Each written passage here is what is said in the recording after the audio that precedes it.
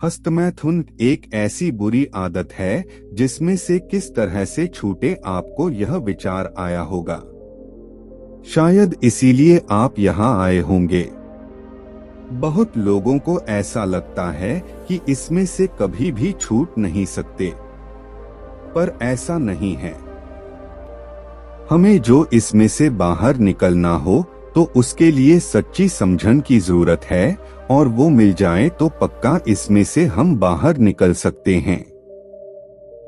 परम पूज्य दादा भगवान ने इसके ऊपर बहुत सुंदर स्पष्टता व्यक्त की है। इस आदत में से बाहर निकलने के लिए हमें इसके कारण, परिणाम और उपाय की समझ प्राप्त करनी बहुत जरूरी है। तो आइए सबसे पहले हम हस्तमैथुन के कारणों के बारे में चर्चा करते हैं। किसी भी चीज को रोकने के लिए सबसे पहले उसके कारण की जानकारी होना बहुत जरूरी है। उदाहरण के तौर पर घर में से पानी टपकता हो तो पहले यह जानना पड़ेगा कि पानी कहां से आ रहा है, किस तरह आ रहा है, फिर ही उसे बंद कर सकते हैं। यह जाने बगैर पानी खाली करने जाएंगे तो थक जाएंगे। हस्तमैथुन के कारण यह मान्यता कि हस्तमैथुन में आनंद है। हस्तमैथुन का सबसे बड़ा कारण तो यह ही है कि इसमें सुख माना हुआ है। पर अगर सच में हस्तमैथुन में सुख होता तो फिर क्यों हस्तमैथुन के बाद आपको पछतावे का अनुभव होता है? किस वजह से आप एकदम निर्बल और निस्तेज हो जाते हो? क्या आपने कभी इस बारे में सोचा है? सच में अगर इसके बारे में विचार किया जाए तो भी समझ सकेंगे कि सचमुच इसमें सुख है ही नहीं। सिर्फ सामाजिक प्रभाव और काल्पनिक मान्यताओं के आधार पर मान लिया है कि सुख है, और इसके आधार पर ही थोड़े समय के बाद मन फिर वहीं ले जाता है। तब हम मन को दृढ़ता से नहीं कह पाते कि इसमें सुख नहीं है। हम एक नौकर की तरह मन रूपी सेठ के कहे अनुसार फिर से उसी कीचड़ में गिर जाते हैं। है कि नहीं ऐसा? आकर्षण या विषयी विचारों में तन्मयाकार हस्तमैथुन की तरफ ले जाने वाला दूसरा महत्व का कारण आकर्षण है। किसी स्त्री का विषयी फोटो, विषयी वीडियो या प्रत्यक्ष देखने से, उसका ध्यान करने से आकर्षण हो जाता है। आकर्षण में तन्मयाकार होने से विषय विचार आते हैं। विचार आने से मन में एकदम विषय मंथन होता है, और विषय मंथन होने से स्खलन होगा ही। आकर्षण हुआ इसलिए विचार आते हैं। कभी ऐसा भी हो सकता है कि आकर्षण हुए बिना भी विचार आए। विषय के विचार आए इसलिए मन में एकदम मंथन होता है, और सहज ही मंथन हुआ कि सार वीर्य मर जाता है। वह मृत वीर्य शरीर के भीतर ही पड़ा रहता है, फिर बाद में एक साथ इकट्ठा होकर बाहर निकल जाता है। तब हमको तो ऐसा ही लगता है कि आज मुझसे डिस्चार्ज हो गया। डिस्चार्ज तो अंदर हो ही रहा था, चल ही रहा था, बूंद बूंद डिस्चार्ज हो ही रहा था। बस तन्मयाकार का मतलब ही मंथन है। विचार आया और तन्मयाकार हुआ के अंदर स्खलन हो ही जाता है। कल्पना और चिंतवन के कारण से कई बार विषय की कल्पना की वजह से हम इसमें गिर जाते हैं। जैसा कि किसी स्त्री का चित्र याद आए, कोई खराब फिल्में देखी हो, या तो कभी मात्र कल्पना से व्यक्ति खड़ी करके उसके लिए विषय चिंतवन और कल्पना कर लेते हैं। फिर कल्पना का थिएटर चालू करते हैं कि ऐसा होगा, फिर वैसा होगा तो कैसा मजा आएगा। ऐसी कल्पना की पूरी पिक्चर देखते हैं, और यह कल्पना हमें अंत में हस्तमैथुन करवाती है। हस्तमैथुन दोष का खराब परिणाम। हस्तमैथुन के दोष के कारण होते शारीरिक और मानसिक नुकसान। बहुत हस्तमैथुन करने से अशक्ति आ जाती है, क्योंकि आप जो कुछ खाते हो, पीते हो, सांस लेते हो, इन सभी का परिणाम होते उसका। जिस तरह इस दूध से दही बनाते हैं, तो दही वह अंतिम परिणाम नहीं है। दही से फिर वह होते होते फिर मक्खन बनता है, मक्खन से घी बनता है, घी वह अंतिम परिणाम है। इस तरह विज्ञान ने शरीर के 7 घटक तत्व की पहचान की है जो रक्त से बनते हैं। उसमें से एक में से हड्डी बनती है, एक में से मांस बनता है, उसमें से फिर आखिर में सबसे आखिर में वीर्य बनता है। अंतिम अर्क वीर्य है, वीर्य तो पुद्गलसार कहलाता है।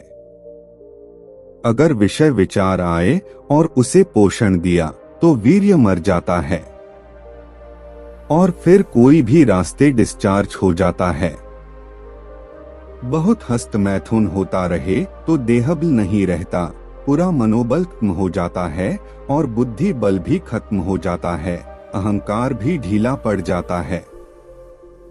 अंत में तो हस्तमैथुन से केवल दुख ही मिलता है।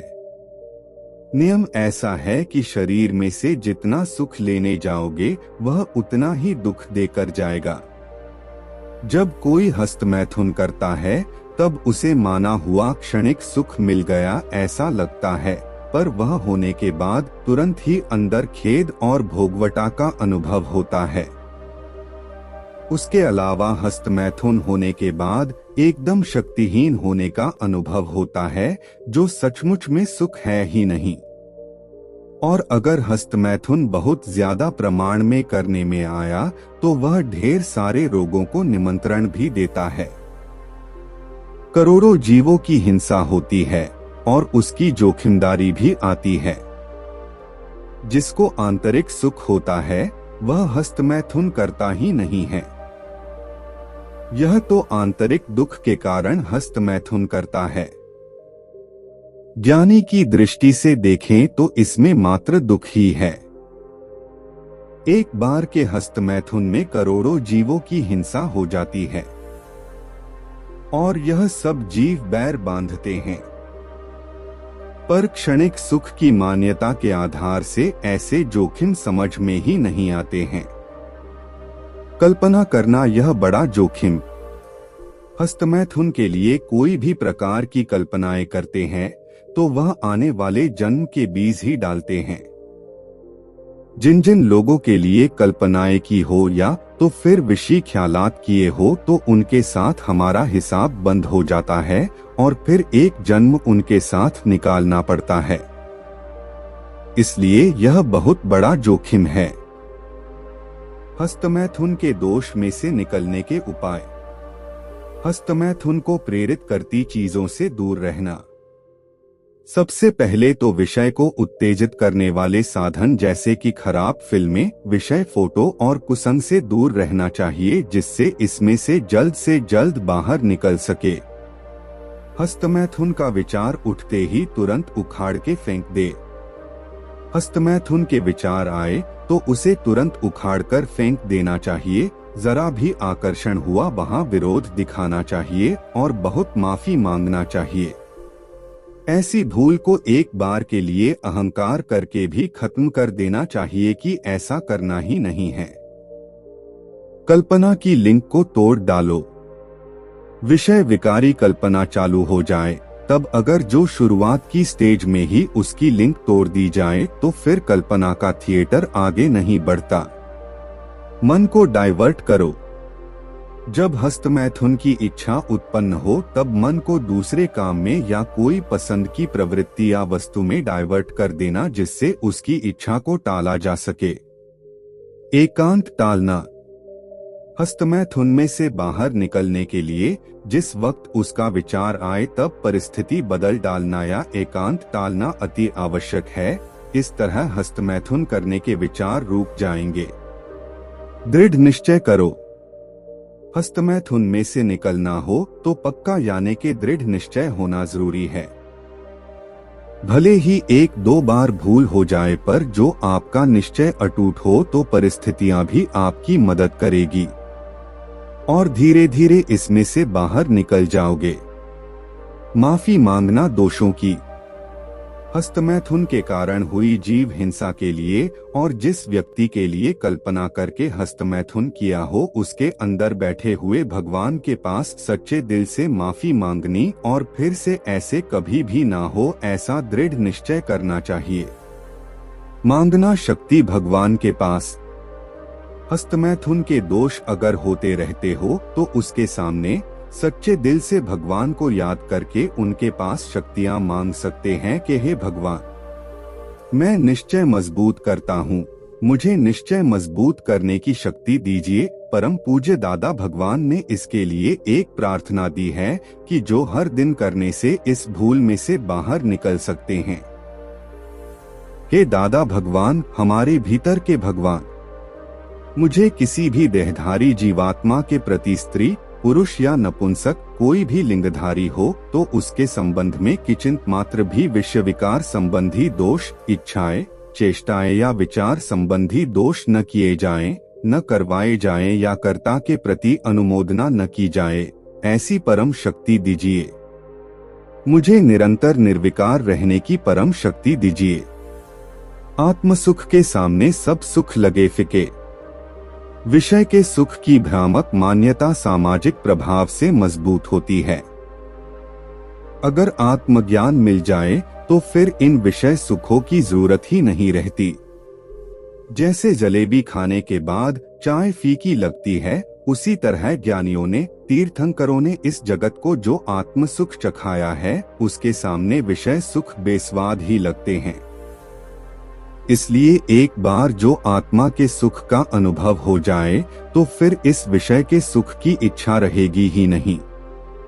आत्मा के सुख का अनुभव कौन करा सकता है? जिसे आत्मा के अनंत सुख का अनुभव हुआ हो, ऐसे आत्मज्ञानी ही आत्मा का ज्ञान दे सकते हैं। इस काल में आत्मज्ञानी पूज्य श्री दीपक भाई से ऐसा आत्मज्ञान प्राप्त हो सके, ऐसा है। हम भी उनकी तरह आत्मा के सुख का अनुभव कर सके, ऐसा है। और ऐसा सुख प्राप्त हो जाए तो फिर इन विषयों के काल्पनिक सुखों के बंधन से आराम से बाहर निकला जा सकता है।